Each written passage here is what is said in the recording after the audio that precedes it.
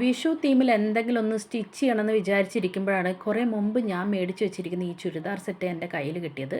Top, pant and shawl.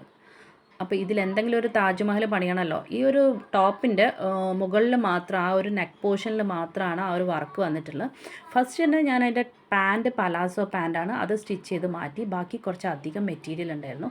അപ്പോൾ അത് വെച്ചിട്ടാവാം സ്ലീവിന് ഒത്തിരി ഒന്നും മെറ്റീരിയൽ എനിക്ക് ടോപ്പിൻ്റെ അത് സ്റ്റിച്ച് ചെയ്ത് കഴിഞ്ഞപ്പോൾ കിട്ടിയിട്ടില്ലായിരുന്നു.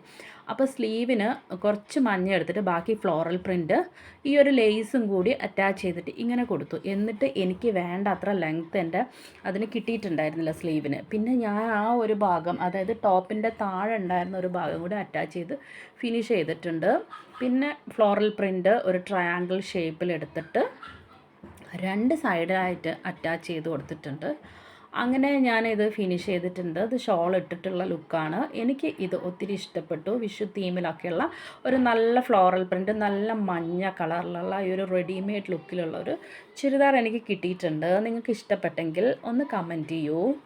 ഇതൊരു കാഷ്വൽ വെയർ ആയിട്ടിട്ട് നമുക്ക് യൂസ് ചെയ്യാം, അല്ലാതെ ഒരു ഷോളൊക്കെ ഇട്ടിട്ട് നമുക്ക് ചെറിയ ഫങ്ഷൻസിന് യൂസ് ചെയ്യാമല്ലേ.